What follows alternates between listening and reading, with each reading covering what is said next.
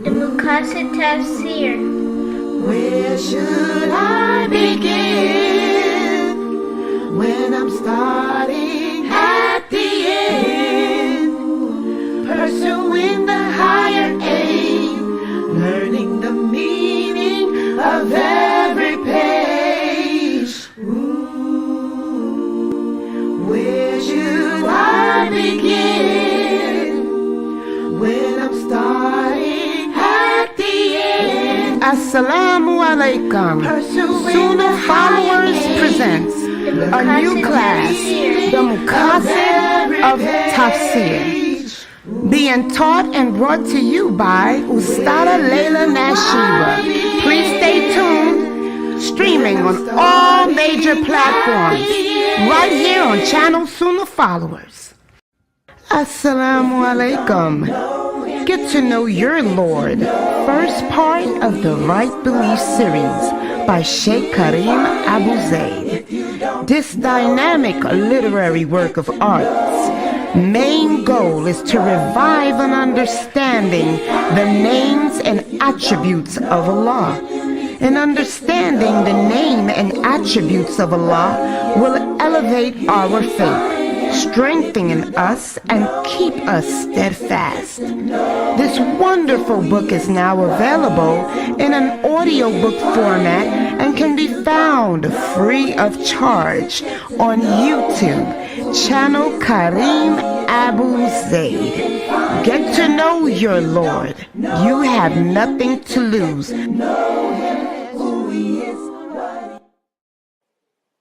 You will make it through. The fitrah is awake in you.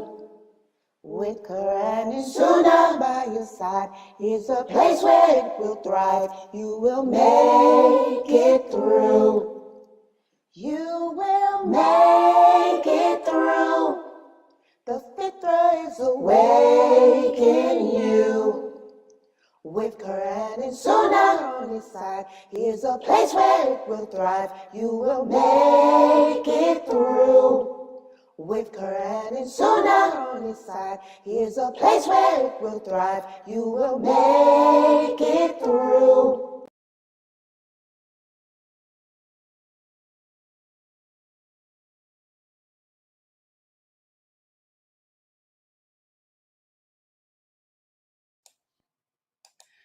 Okay, Ina alhamdulillah, wa salat, wa salamallah, wa rasulallah. I want to welcome everybody to our series entitled The Maqasidic Tafsir. The Maqasidic Tafsir. And what we're doing in this class, we're studying from the book written by Sheikh Karim Abu Zaid, in which he breaks down the meaning of the Quran, the highest meaning, the most correct meaning that any of us can gain as a Muslim of the Quran, so we can in turn implement that meaning into our personal lives. And as we talked about, when we say Maqasidic, that means the higher aim is to aim to understand this religion, to aim to understand the Quran the way the companions did, because Allah says that they were the best of this nation, especially those who were with the Prophet sallallahu alaihi wasallam. So that's what Maqasidic is all about, interpreting the meaning of the Quran, and so that you can in turn can apply it to your life and live by it. So you can be a walking Quran, like our Prophet sallallahu alaihi wasallam was. No one can be like him, of course, but we should aspire to try to emulate him and his behavior, in his actions, and how he spoke, and how he handled himself with others, how he dealt with the unbelievers, how he dealt with the believers, and how he dealt with the hypocrites. So that's Maqasidic, my understanding. I am aiming high to apply the correct understanding of the Quran to myself. And that understanding is not based on a method.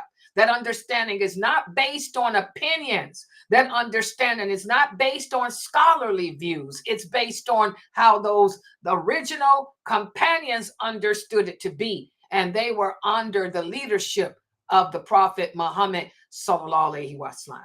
And today what we're going to do is we're covering pages 24 through 29. And just to share some of the feedback I've gotten about this class, again, I want everyone to go to Amazon.com and get a copy of this book. The book is only $19.99. The book is just $19.99. That's nothing. I pay $24 a day for Starbucks. Seriously. I spend $24 a day on Starbucks. So what's $19.99 off to pay to understand your religion better? To be able to reform yourself, change your condition of yourself to that which is pleasing to Allah. And today, pages 24 through 29, again, a lot of you see that buying this book, reading it on your own is not going to be of any benefit to you, because that's how Allah protected and preserved this religion. You can never bypass the people of knowledge. I repeat, you can never bypass the people of knowledge. I repeat again, you can never bypass the people of knowledge. You can buy this book, read it, and I'm here to tell you, you're going to walk away with no understanding of anything. You have to learn from the people of knowledge. Who are the people of knowledge? These are the women and men who have devoted their entire lives to learning this religion from other people of knowledge, from other people who have devoted their lives to learning this religion, for who've also learned from others who devoted their lives. When Sheikh Saud gave you guys ijazah, or that certificate on that hadith, he did that to show you that our knowledge, the people of knowledge, our knowledge is inherited from the prophets. The chain of knowledge goes all the way back to those companions. Just like the hadiths should trace back to the prophet, directly to the prophet. The same with the people of knowledge. My teacher, who I learned from, who he learned from, it traces back to those companions, to the Prophet Muhammad sallallahu alaihi wasallam. So that's the people of knowledge. So you have to learn from the people of knowledge. You're not going to be able to teach yourself this deen. And this book is an example. So tonight what we're going to do is cover pages 24 through 29. And what Sheikh Kareem Abu Zayd does in this beautiful book is he breaks down to you in layman terms how the scholars became the scholars that they are, the scholars of the Quran, the scholars of the interpretation. Okay, so let's put the PowerPoint up on the screen. Oh, I forgot to do this. I'm sorry. Let me do it. I can't remember. Wait a minute. Okay, give me a second here. Oh, let me turn off my sound too, so it won't make an echo.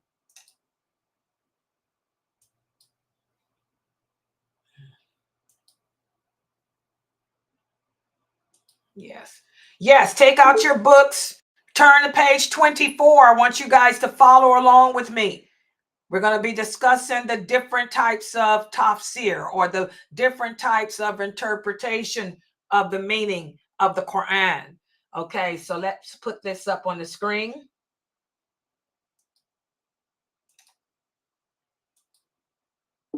Okay, give me a second.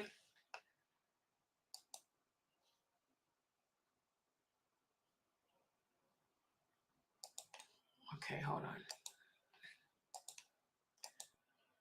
All right.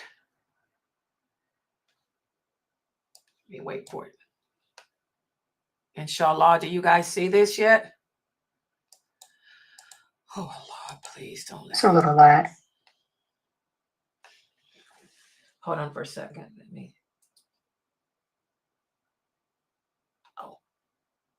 Oh, I think I messed up. Hold on. It was me, I think. I think I did something stupid. This should do it.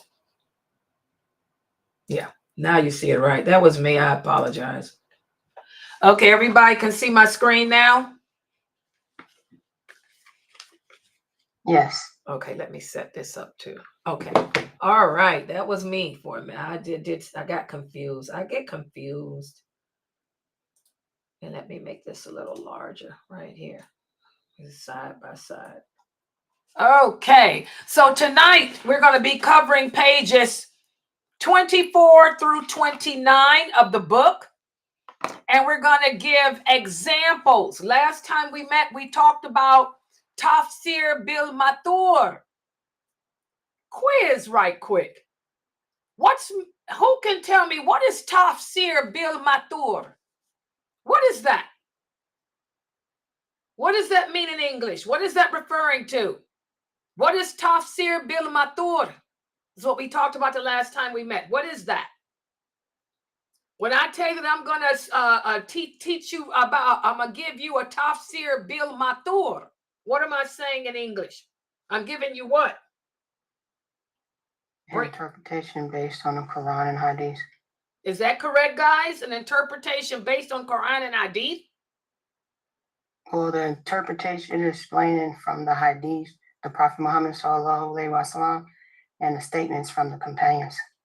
Okay, exactly. When I tell you that I'm going to give you a Tafsir Bil Mathur, I'm telling you that I'm going to interpretate to you the meaning of a verse of the Quran as told to us by the Prophet Muhammad sallallahu alaihi wasallam, or from one of his companions, or from the Quran itself, based on a hadith from the Prophet sallallahu alaihi wasallam, or a hadith from one of his companions.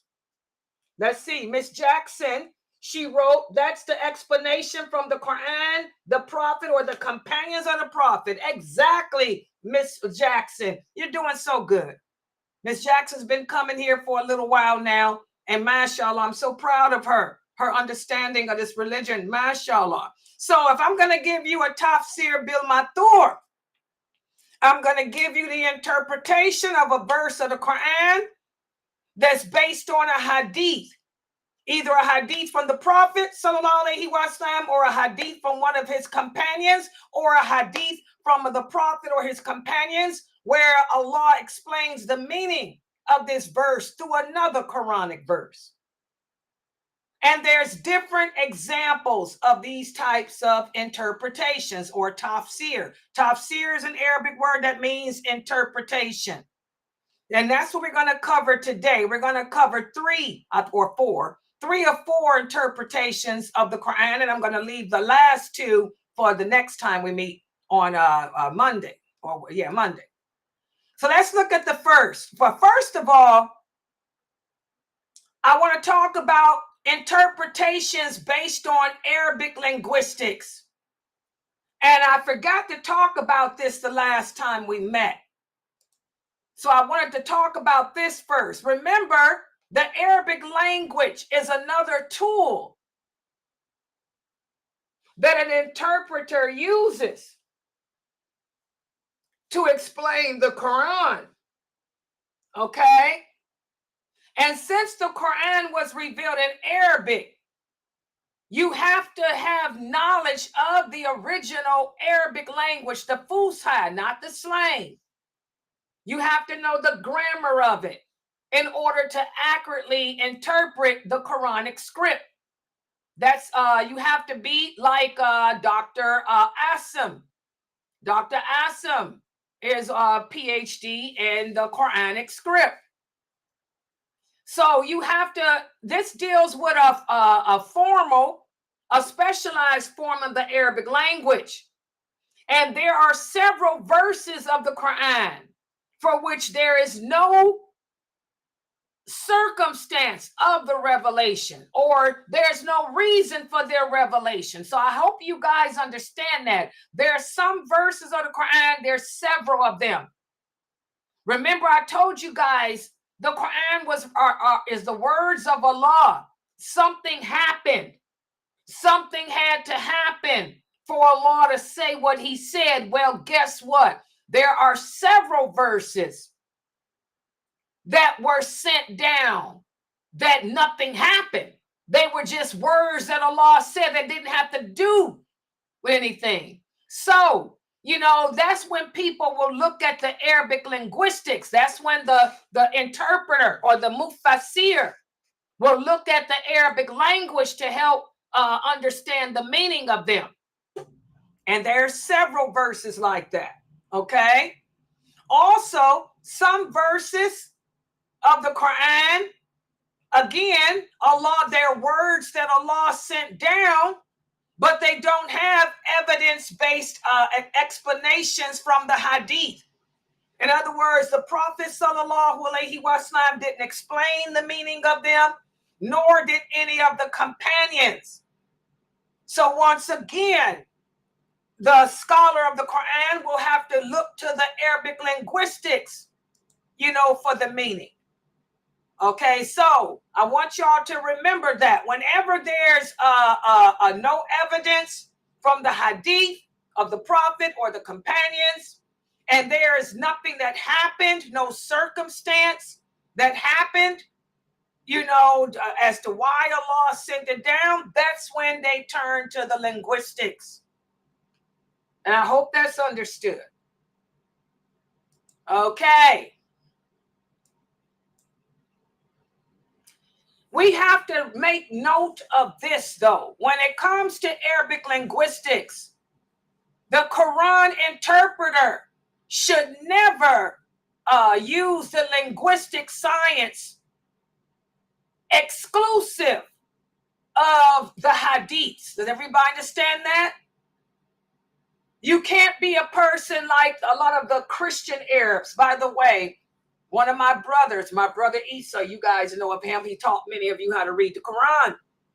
My brother Isa, he spends a lot of time debating with the Christian Arabs, because there's a lot of Christian Arabs that go to school. They have the knowledge of the linguistics of Arabic. They learn the Fusha, and then they try to use that to disprove the Quran. Well, my brother Isa also knows the Fusha. He learned the Fusha, and that's what the type of dawah, I mean, I don't like it, but that's the type of dawah he does. He will have those Christian Arabs come on, and they debate with him, trying to disprove the Quran just based on linguistics. And one of the things that he tries to let them understand, you can never just use linguistics. You have to know the Sunnah. You have to know the Prophet sallallahu alaihi wasallam's words, what he said. You got to know what the companions said. Okay, we don't just rely, because just relying on linguistics can confuse you.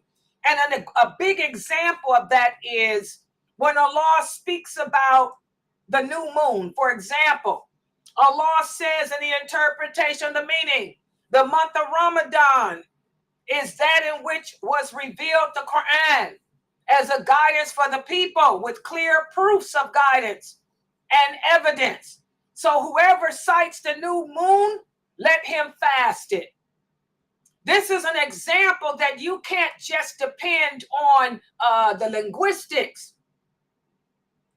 A scholar who is not well grounded in the hadiths and the other matters, you know, will manipulate this verse to try to make it say something that it doesn't mean.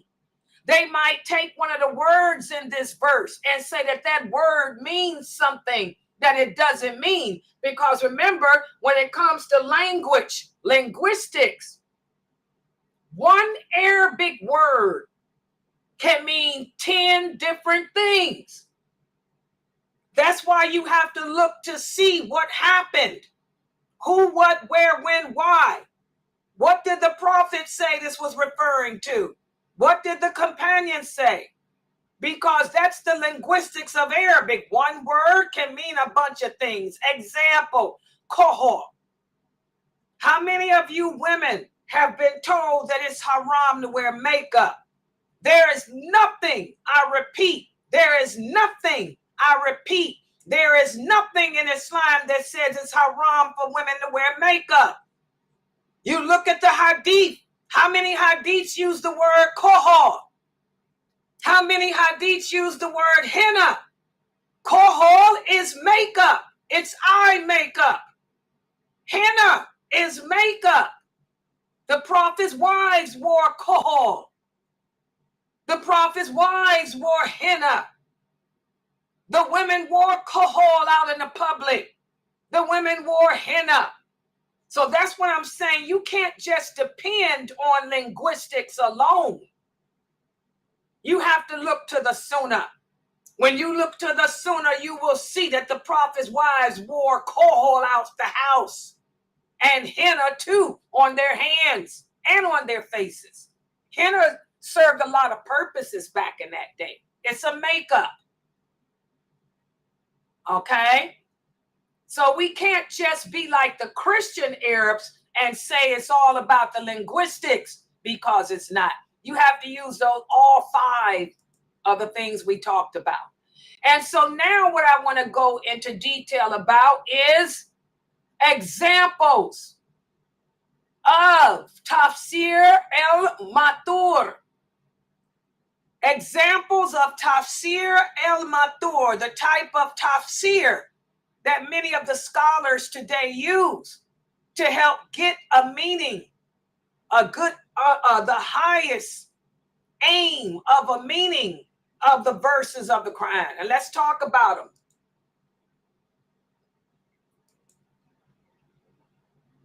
First of all, I want to let everybody know, and I tell my students this all the time, there's no such thing as going out and buying a book. You're not going to find no book that's going to give you the history of Islam. There's no such thing. There's no tafsir book that's going to sit down and tell you why Allah sent this verse down, what happened, and give you the history. That's how Allah protected this religion.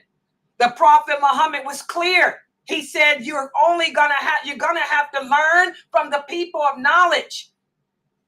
Everything traces back to our prophet. That's through knowledge, through who they learned from. So there are no perfect books of tafsir. There's problems with every single one, not just Ibn Kathir's. There's problem with all the tafsir books. Each one of them have their strengths. Each one of them have their weak points. And again, this is the way Allah preserved our religion, because it allows us as students the benefit of diversity. You know, we don't blindly follow anyone but the Prophet Muhammad, sallallahu alaihi wasallam. Does everybody understand that? If I were to depend on only one book's interpretation, I could end up blindly following that one person. Okay, when that one person may not have heard about a hadith here. That one person may not have known about this here. So there's strengths and weaknesses in all of those tafsir books. And even if you look at the most accurate form, the most accurate tafsir has a problem too. It can be so large that it's unreadable. What does that mean? Even this book, this is the Maqasidic Tafsir. This book is written by Sheikh Karim Abu Zayd. I have never seen anyone break down the meaning of the Quran in plain, simple English. How it's developed and all of that, like Sheikh Karim Abu Zayd. This is a series of books. But look how many of you are complaining that y'all can't read it. See?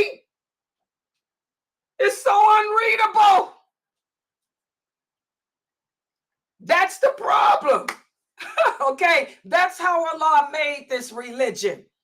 So that way you just don't depend on Kareem Abu Zaid's Maqasidic Tafsir. Okay, you're still going to look at something else. You're going to have lailanasheeba break it down to you. We're using Kareem Abu Zaid's book. Some of the words, I have to change them around to make them more understandable. You're going to have Layla change it around to make it readable. Okay, so that's just the way Allah protects our religion, you know, and that shows the hikmah of Allah, the beauty of Allah, la ilaha illallah, Muhammadur Rasulullah sallallahu alaihi wasallam. Also, when we look at the different evidence-based interpretations, you will notice with the different books that some put more emphasis on the hadiths, like Tabari. A Tabari puts more emphasis on the hadith. And then you got some that lean towards other sciences too. Let me give y'all an example y'all can relate to. A lot of you ask me about, what's his name? Ali, Muhammad Ali's book. And you guys always ask me about his commentary. His commentary, you know, is his little interpretation. He mixes other stuff into his commentary that's not correct. Alexander the Great, how could he have been dual carnate? That's ridiculous. Alexander the Great was a homosexual. Plus, he came after dual carnate. Okay? You know, but what Muhammad Ali did is he was all about trying to convince the Christians to convert to Islam. So he mixed a lot of Hellenistic views and Greek views and Roman views from those countries that became Christian into his interpretation or his commentary. Okay, so you will find this, you know, like I said, there's strengths and weaknesses. And that's why I tell you guys, don't read the commentary. The commentary of these English interpreted books is not really tafsir. They're not really considered tafsir. And that commentary is not part of the Quran. It's his opinion. That's Muhammad Ali's opinion. It's not really a tafsir. Okay, so let's talk about the real tafsirs. Number one, tafsir by At-Tabari. At-Tabari, also known as Jarir, Ibn Jarir. You guys may have heard me use this a lot. I've used a lot of his tafsir. Sheikh Morsi uses a lot of At-Tabari. Okay? This is Muhammad ibn Jarir. And that's when he died. He was from Iran. Remember the hadith? The Prophet sallallahu alaihi wasallam. This is what he said before he died. He told his companions, you will be replaced by his people. And he pointed to Salman al-Farsi. What does that mean? After the companions died, who were the people that tried to keep their tradition going? The Imams of the Hadith. Imam Bukhari was Persian. At-Tabari was Persian. Muslim was Persian. They're the ones that tried to replace them with their sayings, their hadiths. Okay? And Ibn Jarir, his tafsir is the oldest one. His tafsir is the oldest of all. And I think that's why a lot of the scholars of the ulama use it. Because remember, the Prophet Muhammad said each generation will become further and further and further away from the truth. Each generation will become further and further and further away from the companions. So I think this is why the scholars of the ulama, most of them use at-Tabari. Okay. The earliest expressions of tafsir were from the companions themselves. Remember, Ibn Abbas explained the meaning of a lot of verses. Aisha, radiallahu anha, explained the meaning. Okay. And then we had other noble scholars of the ulama, such as Ibn Jubair. You guys may have heard me mention him before. Sufyan. Oh, mashallah. You heard me mention him before. Sufyan ibn Uyayna. They had some manuscripts of tafsir, but they were not preserved. They ended up becoming, lost over time. Okay. So after that, we have Ibn Jarir's. The earliest known complete manuscript, called El Tafsir El Kabir by Muqatil ibn Sulayman el-Baqi. This was the earliest known manuscript, but it hasn't even to this day been fully evaluated and rendered useful to lay people such as us. So what we have as the earliest, since the others weren't preserved, is at-Tabari's interpretation. Okay? So, good and bad points. Like we said, there's good and bad points about all the tafsir.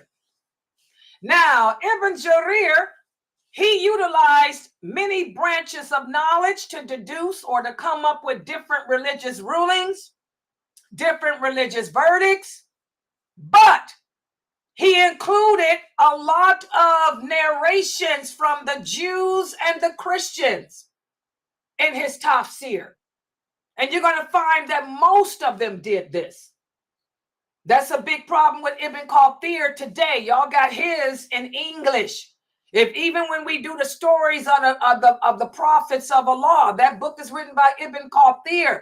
You will see Ibn Kathir gives you a lot of what the Christians said and what the Jews said. They all did that. But that's also something that weakens what they say, because as the Prophet Muhammad said, we can't believe them, nor can we disbelieve it. Because their books are gone. Their books were destroyed. So you don't know if what they're saying is truthful or not. The good about at-Tabari is he refuted the opinions of the Mu'tazilah. That's what makes his tafsir one of the best. He refuted the opinions of the Mu'tazilah. And as you guys know, the Mu'tazilah, they came from up out of Persia too, and they were influenced by the Greeks and all of that. We still have them today, the PhDs in psychology, the psychology of things, the philosophy of things. The good thing is that at-Tabari refuted that crap. His tafsir became the source. This is what makes it one of the best. His tafsir became the source and the example for the other books that came after it. You hear that from Mina Fresno? Fresno, do you hear me? You hear me? Yes. Yeah. Okay, tafsir of Kathir is not the best. This is. In fact, he became the source and example for the books that followed after them. And then Sheikh Kareem gives you a list. There it is. Ibn Kathir is listed there.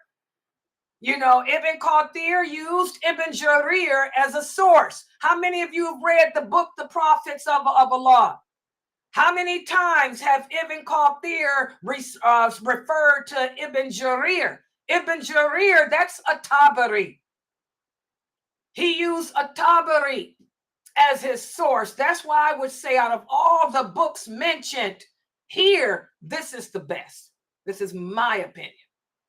Okay. All right. So that's the Tabari. Speak on for the English speaker. It's not in English, though. That's the problem. Yeah. We'll talk about it. Yeah, that's the problem. Okay. Then now we're going to move to the next Tafsir. This is a Tafsir by Ibn Hatim. He wrote the Tafsir of the Quran known as Al-Adim. This is a compilation of hadiths from the Prophet sallallahu alaihi wasallam, based on the Prophet's understanding and the companions and their successors, the students of the companions. This is a good tafsir too, okay? And he, just like Ibn Jarir or At-Tabari, he was a famous hadith scholar of hadith too. He was a scholar of hadith too. And he was one of the imams of Jarh wa Ta'dil. And among his students were Abu Dawood. Y'all know the hadith of Abu Dawood. Also, Abu Abdurrahman an-Nasai. You guys know I use some of their hadiths. But again, we have to be careful because a lot of the hadiths in Abu Dawood are not authentic. And Nasai, okay? But he was their teacher. Ibn Abi Hatim al-Razi. Ibn Abi Hatim al-Razi was their teacher. Okay? And the good thing about his tafsir is he kept his comments to a minimum. He didn't put his opinion and his comments in that much. And he compiled thousands of hadiths from the Prophet sallallahu alaihi wasallam and the first three generations. But again, we have to be careful because some of those hadiths, a lot of them are not authentic. That's why I still prefer, I personally, At-Tabari. Okay? Then the next example of a Tafsir Bil Mathur is the Tafsir of Samarkandi Abu al-Layth. Y'all probably have heard Abu al-Layth. That's the name that you hear a lot. You may hear Abu al-Layth's Tafsir. He was known as the Imam of India. You guys remember that hadith we talked about, where we talked about the signs of the last hour, and the Prophet sallallahu alaihi wasallam spoke about the best of this nation are those who will be with the Mahdi and those who took India. Well, that's where Abu al-Layth, he was the Imam of India. He became the Imam of India. He too based his interpretations on the hadiths of the Prophet and the companions and their successors. However, his work is criticized because he's got some hadiths too that cannot be proven to be authentic because of the chain of narrators. Although he always quoted hadiths from the companions, he neglected to properly document the chains of transmission. Okay, so that's the weakness of his. Like I said, you're going to find problems with them all. The ones that have the most authentic to me is Ibn Jarir, which is At-Tabari. But like I said, the problem with his is that Christian stuff and that Israeli stuff. Okay? So if you're going to use the Tafsir of Abu al-Layth, it's kind of hard to fully benefit because you don't know the authenticity of his evidences. That's a big problem. I stay away from his Tafsir. I personally stay away from it completely. Anything that's doubtful, you know, Layla, she's staying away. Just like I don't use much of Ibn Abi Hatim either, because like I said, a lot of hadiths that he may use are questionable. All right. Another tafsir is the tafsir by al-Baghawi. You might have heard of his. A lot of people use it. Al-Baghawi was a famous hadith scholar too. All of these men were scholars of hadith. All of them were scholars of hadith. And you guys may have heard of Al-Baghawi because he's known for his book, Sharh Sunnah. And by the way, I've taught that book here. I believe Sheikh Muhammad Saeed Atli rewrote that book and I taught it. I think I taught that book to you guys. Okay, here from Sheikh Atli's. And also, guys, hold on for one second. I'm not stupid. Hold on. Let me check something right quick, guys.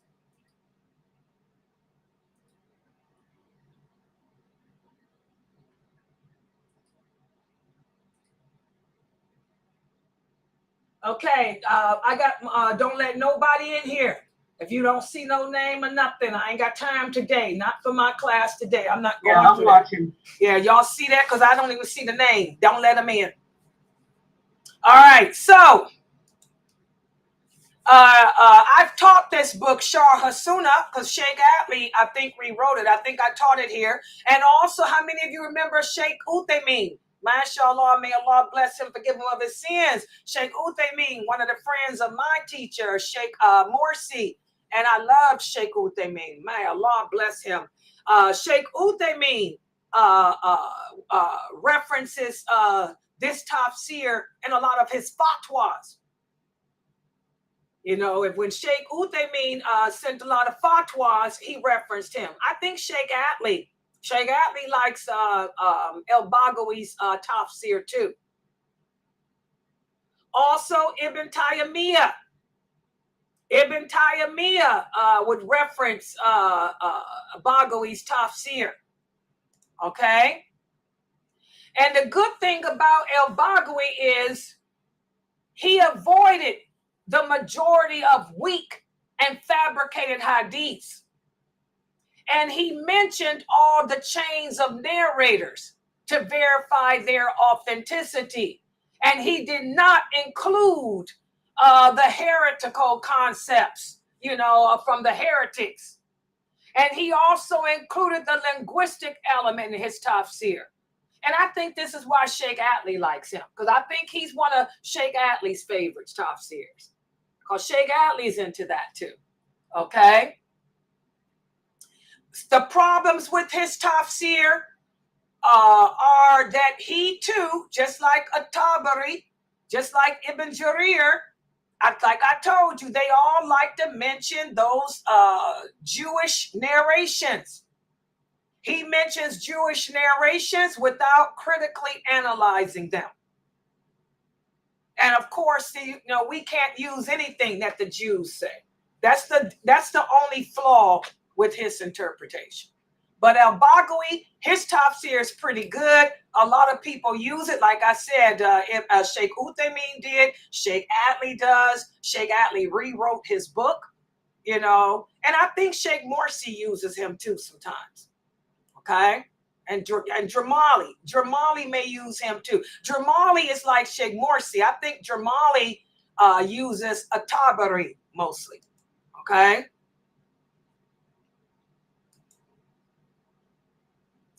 And then that brings us to the last one I'm going to speak about today, which is the one that most of you are aware of because it's in English. This is Ibn Kathir. Now, I'm going to tell y'all, I don't use Ibn Kathir's at all, and I don't like his tafsir. I don't like his tafsir because he, too, puts too much Jewish and Christian crap in it. But Ibn Kathir was a student of Ibn Taymiyyah. As you guys know, he was also a historian. He was also a scholar of the Hadith, too. And his stuff is the easiest to read because he did simplify it. That's the strength of Ibn Kathir's tafsir. He begins with the Quran. He also includes what the Prophet said and the views of the companions and the Tabi'een. And then he'll give you his view at the end. So his is the most organized in English, because he tried to simplify it to the best of his ability.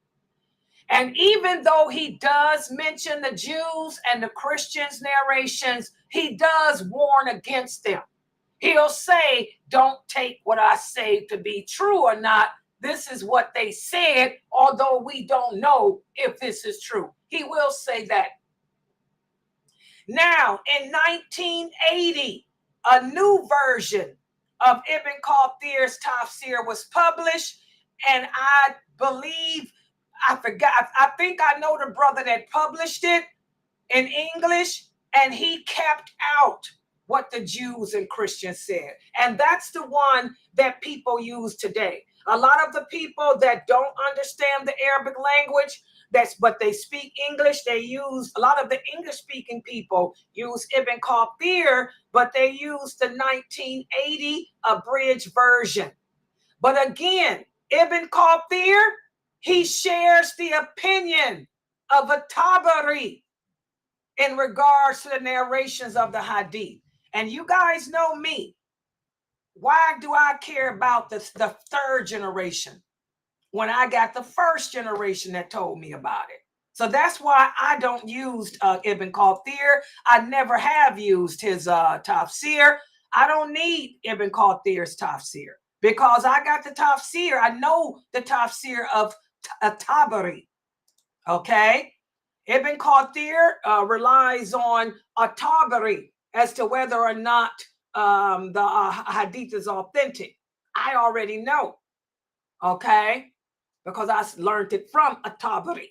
Y'all can see what I'm saying? So I don't use Ibn Kathir at all. But for a lot of the English-speaking world, they use the 1980 version, which I think is what they use on Quran.com. When you guys go to that Quran.com to learn how to read the Arabic, they use Ibn Kathir's Tafsir, and I think that's the abridged version because it doesn't have no mention of the Jews and Christians in it. Okay, so we're going to stop right here for today. There's two more Tafsirs, but I'm going to go over them when we meet Monday, and then we're going to talk about more about it. So are there any questions about this? I tried to break this down. I want you guys to see where the scholars of today get their information from. You know, everything traces back to the companions. My thing, the closer to the companions, the more accurate the information. I learned that from my teachers. And all my teachers use a Tabari, mostly. They use all of them, but Tabari, because that's the closest to the companions. I think Jamali is also a Mufassir. I think he uses all of them, but I think he relies more on a Tabari too. Okay, Sheikh Saud, a Tabari too. Sheikh Atli, a Tabari too. But I think he likes Baghawi as well. All right, any questions or comments? Sister Layla, I didn't understand the beginning of the lecture regarding the linguistics of Arabic. Of Arabic, yes. Oh, I was basically saying that you cannot depend on just because you know the Arabic language, you can understand the Quran. That's what the Christian Arabs do. They go to school, they know Arabic, Fusha. And they think that they can use their knowledge of the Arabic language to refute the Quran. You can't do that. No, because what's the explanation? The explanation of the Quran is the hadiths. You got to look to see what the prophet said the verses mean. Look to see what the companions said they mean. You cannot sit there and rely on the language itself. However, there are 4 verses. There are four verses in the Quran that Allah revealed, but nothing happened to make him reveal it. Because the rest of the Quran, something had to happen for Allah to say what he said. Allah, the Quran is the words of Allah. For Allah to say something, something have to happen. Just like you say a new rule, new law, wash your hands before you go in the kitchen. What makes you say that?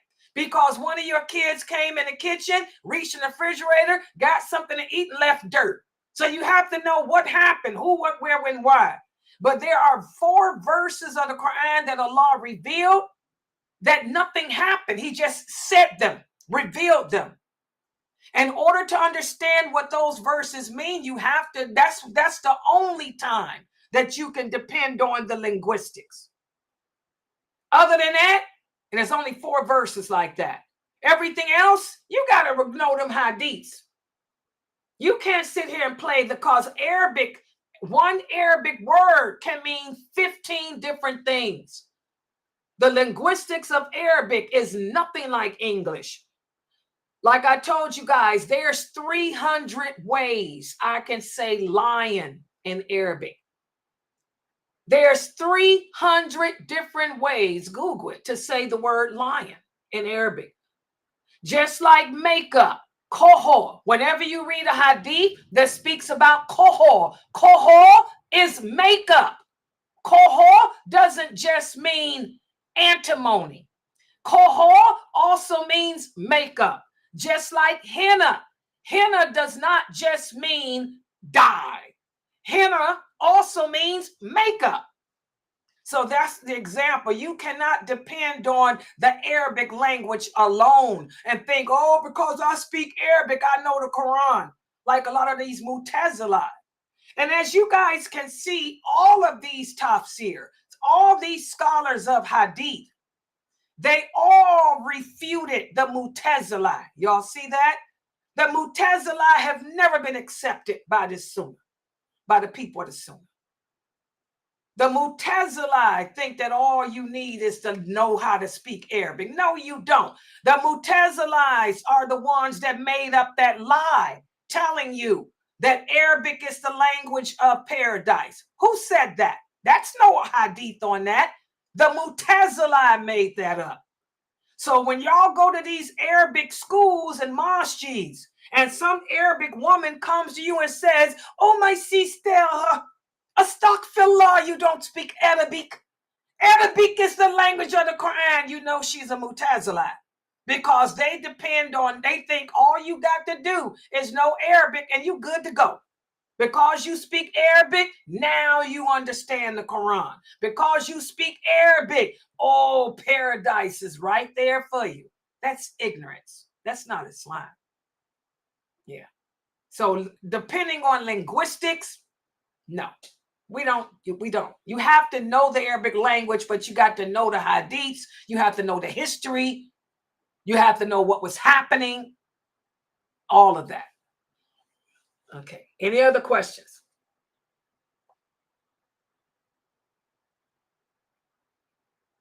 Yeah, alhamdulillah. Sister here says, it's good to see that you're stable. Yeah. Like I said, we've been under attack with the hackers, and we still are, but mashallah, Allah is protecting us. We got the angels. We got the angels of mercy protecting me and this website. Surrounded by the angels.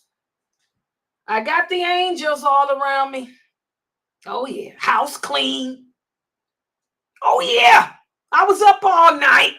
Cleaned my house. Burnt incense. Had Quran in the house. Got my cats clean. Cleaned their little paws. And I said, let them come now. Bring the angels, Allah. Give me the angels of mercy. Let them surround lailanasheeba and protect me. Angels. Angels. Keeping us up. All right. Any other questions or comments tomorrow? Oh, yes. Did you guys see what I put up? Okay, let me show it. While I'm still here. Oh, what is this? You know I need to clean this out too from the stuff that we're no longer teaching here. That class ended. What's this one? Did we do, what is this? What's this, y'all? Oh, that's a picture. Yeah, that's the kids from out of Fresno. That's Precious and the Mexicano West Coast football champions. Precious and her kids. Those my Sunnah follower kids that be answering the questions here. Y'all see them? Mexicano. Don't touch them. Oh, yeah.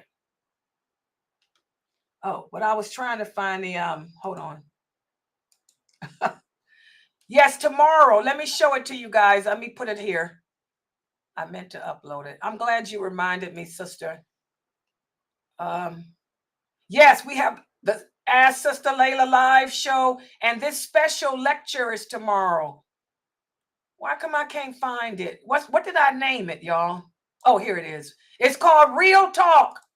Our new class called Real Talk. This is with Brother Youssef. Brother Youssef will be discussing those political issues that affect us as Muslims in the West. And that's it. Real Talk with Brother Youssef and Dr. Ibrahim Durmali. That's tomorrow at 7 p.m. Eastern Standard Time. They're going to be speaking about Palestine. They're going to update you on what's going on in Palestine today. Oh, yeah, we heard in the news what happened. What happened in the news, Sabrine? Sabrine, what happened? Who got killed? Anybody know who got killed in the news? I don't even watch TV, but I know. Y'all don't know who got killed? I know too. Who got killed? I had to take my mute off. There was assassination of one of the top men of Hamas. Exactly. Well, I'm pretty sure they're going to be talking about this tomorrow. Dr. Ibrahim Durmali and Brother Youssef, where is my land? Real Talk. That's tomorrow at 7 p.m. So that's good. Y'all see it. Make sure that y'all spread the word around so everybody knows. Yeah, that's our 7 o'clock class with Brother Youssef. Yeah, I know y'all glad he's back. The brother here said, I'm glad he's back because, I need to hear a little bit of politics, Sister Layla. He said, we learning all this deen, but come on, let's talk about the world a little bit. Well, Brother Youssef's back with Real Talk. That's what I named it. How do you think I would know that? I said you because you know what's going on in the world. You always keep me up to date. Y'all know Sabrine. Yeah, she know what be going on in the world. Yeah, so that's tomorrow at 7. And then we also have my 6 o'clock class. Yes. Just to let you guys know, the hackers took me down yesterday. But inshallah, if Allah is willing and all, I'll be repeating. I'm going to repeat that class tomorrow because I didn't get to go over that democracy stuff. I didn't get to end that chapter because of the hackers. So I'm going to redo that class tomorrow for everyone. Yeah, that's at 6 o'clock. So you will have my class at 6. You will have Dr. Durmali and Brother Youssef at 7. And then at 9:30, the Ask Sister Layla live show. Y'all know. Where is it at? Ain't that in here too? Where's my Ask Sister Layla? Oh, here it is. Ask Sister Layla live, Sister Layla live. Weekly for the show at the hour. Ask Sister Layla live, Sister Layla. Invite your friends and family, get cozy. Ask Sister Layla.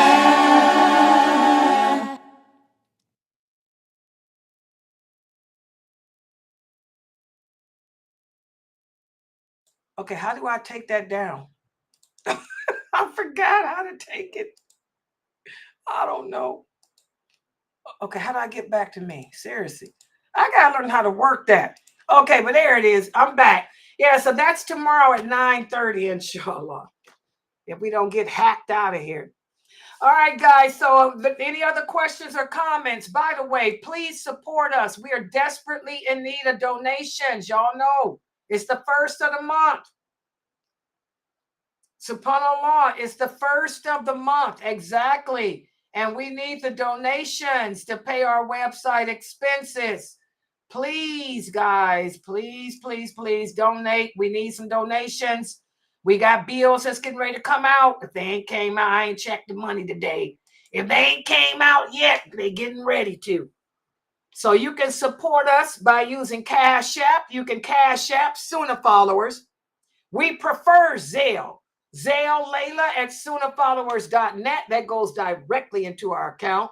Or you can go to PayPal and PayPal me Sunnahfollowers, and you can use a check or money order or a credit card or whatever, and look at all the blessings, whatever reward that, or if any, that Allah is giving me for sitting here donating my time and energy and my stress, because God knows I was so stressed last night. Whatever reward, if any, that Allah is giving me, you will get it. You will receive it, because I wouldn't be able to sit here and do this if it were not for your donations to keep us on the air. And also you get the reward of any Muslim who happens to join.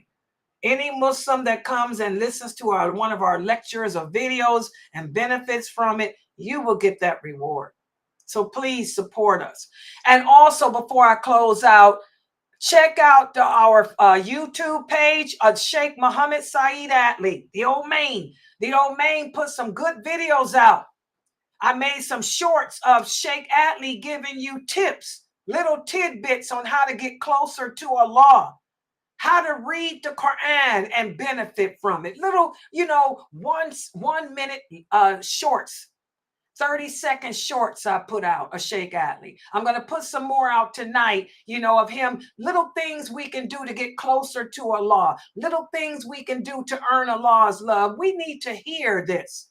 Yesterday, I put out the shorts about the tongue, the importance of controlling your tongue, the importance of not exposing the faults of other people, which is a big problem we have today. We're so quick to hurt each other. Well, he got little bitty tidbits out that I put out. So check that out on my shorts. Go to the YouTube channel and click on a tab that says shorts. And Sheikh Atlee's English is good. You can understand him. He's giving you little tips. May Allah bless Sheikh Muhammad Saeed Atlee. May Allah forgive him of his sins. Ameen. He's a good man. He'll always be the old man.